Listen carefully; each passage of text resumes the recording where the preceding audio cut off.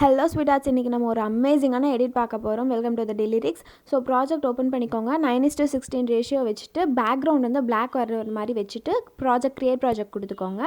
So plus icon போயிட்டு media போயிட்டு உங்களுக்கு எந்த இமேஜ் வேணுமோ அந்த இமேஜ் வச்சுக்கோங்க. ஸோ நீங்கள் இதுக்கு வீடியோ கூட ஆட் பண்ணிக்கலாம். ஸோ மூவ் அண்ட் ட்ரான்ஸ்ஃபார்ம் போயிட்டு ஃபஸ்ட்டு இருக்க ஆப்ஷன் கொடுத்தீங்கன்னா உங்களுக்கு இமேஜ் வந்து மூவ் ஆகும். இதே தேர்டு இருக்க ஆப்ஷன் கொடுத்தீங்கன்னா உங்களுக்கு வந்து இமேஜ் வந்து ஜூம் ஆகும். ஸோ வந்து உங்களுக்கு எவ்வளோ ஜூம் பண்ணுமோ அதுக்கேற்ற மாதிரி ஜூம் பண்ணிக்கோங்க.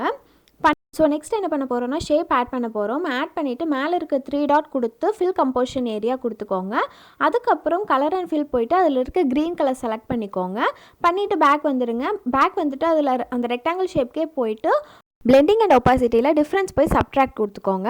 கொடுத்ததுக்கப்புறம் உங்களுக்கு இப்படி தான் வரும். ஸோ நெக்ஸ்ட்டு ஆட் எஃபெக்ட் போய்க்கோங்க. ஆட் எஃபெக்ட் போயிட்டு காப்பி பேக்ரவுண்ட் இருக்கும். காப்பி பேக்ரவுண்ட் கொடுத்துட்டிங்கன்னா உங்களுக்கு இப்படி தான் வரும்.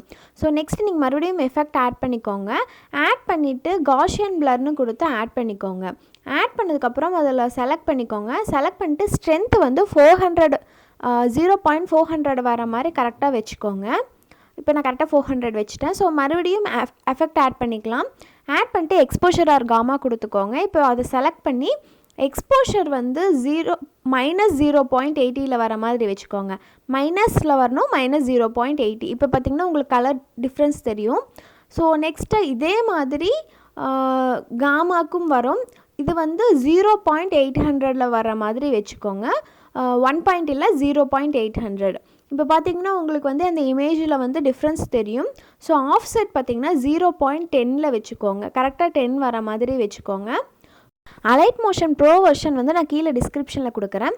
ஸோ நீங்கள் மறுபடியும் ப்ளஸ் ஐக்கான் ஆட் பண்ணிவிட்டு இதே சிம்பிளை மறுபடியும் ஆட் பண்ணிக்கோங்க. ஷேப்பு ஆட் பண்ணிவிட்டு ஃபில் கம்போசிஷன் ஏரியா கொடுத்துக்கோங்க. கொடுத்துட்டு கலர் அண்ட் ஃபில் போய் பிளாக் கலர் கொடுத்துக்கோங்க. இப்போ வந்து அதுக்கு எஃபெக்ட் ஆட் பண்ண போகிறோம். ஸோ எஃபெக்ட்ஸ் போய்க்கோங்க. போயிட்டு ஸ்டார் ஃபீல்டுன்னு செலக்ட் பண்ணுங்கள். டைப் பண்ணிங்கன்னா உங்களுக்கு வந்து 2 வரும். இதில் வந்து சிம்பிள் ஸ்டார் ஃபீல்ட் செலக்ட் பண்ணி ஸ்டாண்டர்ட் செட்டிங்ஸ் வச்சுக்கோங்க. வச்சுட்டு இப்போ நான் கொடுக்குற பாயிண்ட்ஸ் எல்லாம் அப்படியே வச்சுக்கோங்க. ஸ்கேல் போயிட்டு 1.50 வர மாதிரி வச்சுக்கோங்க. அப்போ பார்த்தீங்கன்னா உங்களுக்கு வந்து அது மூவ் ஆகிறது நல்லா தெரியும்னு நினைக்கிறேன். ஸோ 1.50 வர மாதிரி நான் வச்சுட்டேன். ஸோ நெக்ஸ்ட்டு சைஸ் போய்க்கோங்க. சைஸ் போயிட்டு 0.300 கரெக்டாக 300 இருக்க மாதிரி நீங்கள் வச்சுக்கோங்க. பார்த்தீங்கன்னா உங்களுக்கு அந்த ஸ்டார் மாதிரி இருக்கிறது நல்லா ஜூம் ஆகிறது தெரியும். உங்களுக்கு வந்து நல்லா பெருசாகிறது நல்லா தெரியும். நான் 300 வர மாதிரி செட் பண்ணிட்டேன். அடுத்து வந்து ஃபெதருக்கு போய்க்கோங்க. ஃபெதர் போயிட்டு 5.0 வர மாதிரி கரெக்டாக செலக்ட் பண்ணிக்கோங்க. 5.0. இப்போ பார்த்தீங்கன்னா உங்களுக்கு வந்து ஃபஸ்ட்டு இருந்ததுக்கும் இப்போ இருந்ததுக்கும் டிஃப்ரென்ஸ் தெரியும். ஸோ நெக்ஸ்ட்டு கீழே வந்தீங்கன்னா பிரைட்னஸ் வந்துடுங்க. பிரைட்னஸ் வந்து கரெக்டாக 1.900 வர மாதிரி செலக்ட் பண்ணி வச்சுக்கோங்க. கரெக்டாக 1.900 இருக்க மாதிரி வச்சுக்கோங்க. இப்போ வந்து உங்களுக்கு வந்து அந்த ஸ்டார்ஸோட பிரைட்னஸ் வந்து கொஞ்சம் இன்க்ரீஸ் ஆன மாதிரி தெரியும். அவ்வளோதான். இப்போ நம்ம வந்து என்ன பண்ண போகிறோன்னா, இப்போ வந்து நான் இமேஜ் ஆட் பண்ணங்காட்டி அதை வந்து நான் எவ்வளோ செகண்ட்ஸுக்கு வேணுமோ அந்த செகண்ட்ஸுக்கு ஏற்ற மாதிரி ட்ராக் பண்ணி வச்சுக்கிறேன்.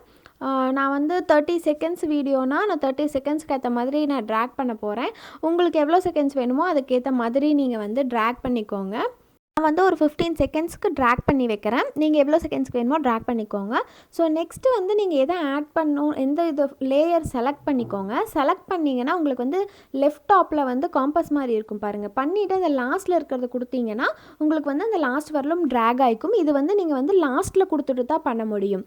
ஸோ இப்போ என்ன பண்ண போகிறேன்னு எஃபெக்ட் போயிட்டு அந்த பொசிஷன் ஒன்று இருக்குது பாருங்கள், அது கொடுத்து அங்கே ஃபஸ்ட்டு ஸ்டார்டிங்கில் வந்து ஒரு கீ செலக்ட் பண்ணிக்கோங்க. அதே மாதிரி லாஸ்ட்டில் ஒரு கீ செலக்ட் பண்ணிவிட்டு பொசிஷனை வந்து நம்ம மூவ் பண்ண போகிறோம். அது வந்து எக்ஸாக்சிஸில் இருக்கிற மாதிரி கரெக்டாக வச்சுக்கோங்க.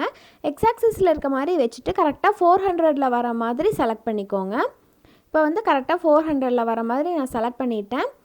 இப்போ வந்து கீ பாயிண்ட்ஸ் வந்து நீங்கள் ஃபஸ்ட்டு ஒன்று லாஸ்ட் ஒன்று வச்சுக்கோங்க. அவ்வளோதான். இப்போ வந்து இப்போ பேக் வந்து காட்டுறேன். ஸோ மறுபடியும் நான் ஒப்பாசிட்டி போயிட்டு பிளெண்டிங் ஒப்பாசிட்டி போயிட்டு லைட் அண்டில் போய் ஸ்க்ரீன் கொடுத்துக்கோங்க. இப்போ பார்த்தீங்கன்னா சூப்பராக வந்துருச்சு. இப்போது வந்து நான் ப்ளே பண்ணி காட்டுறேன். அதுக்கு முன்னாடி நம்ம வந்து அந்த இமேஜை வந்து மூவ் பண்ணுற மாதிரி வைக்க போகிறோம். ஸோ எஃபெக்ட் ஆட் பண்ணுற மாதிரி போய் ஆட் எஃபெக்ட் கொடுத்துக்கோங்க. கொடுத்துட்டு ஆசிலேட்னு இருக்கும் பாருங்கள். ஆசிலேட் வந்து செலக்ட் பண்ணிக்கோங்க. ஃப்ரீக்வன்சி வந்து இதுக்கு வந்து 0.50 வச்சுக்கோங்க. கரெக்டாக 0.50 வச்சுக்கோங்க. இது வந்து எவ்வளோ ஃப்ரீக்வன்சி அதிகமாக உங்களுக்கு வந்து அந்த மூமெண்ட் வந்து ரொம்ப அதிகமாக இருக்கும், ஆசிலேட் ஆகிறது வந்து ரொம்ப அதிகமாக இருக்கும். இப்போ பார்த்திங்கன்னா 50ல் வச்சுட்டிங்கன்னா உங்களுக்கு இவ்வளோ வரும், 1ல் வச்சுருந்திங்கன்னா உங்களுக்கு வந்து இன்னும் ஸ்பீடாக மூவ் ஆகும். உங்களுக்கு எவ்வளோ வேணுமோ அதுக்கேற்ற மாதிரி வச்சுக்கோங்க. ஸோ இப்போ வந்து நான் வந்து என்னோடய வாட்டர் மார்க் ஆட் பண்ணுறேன்.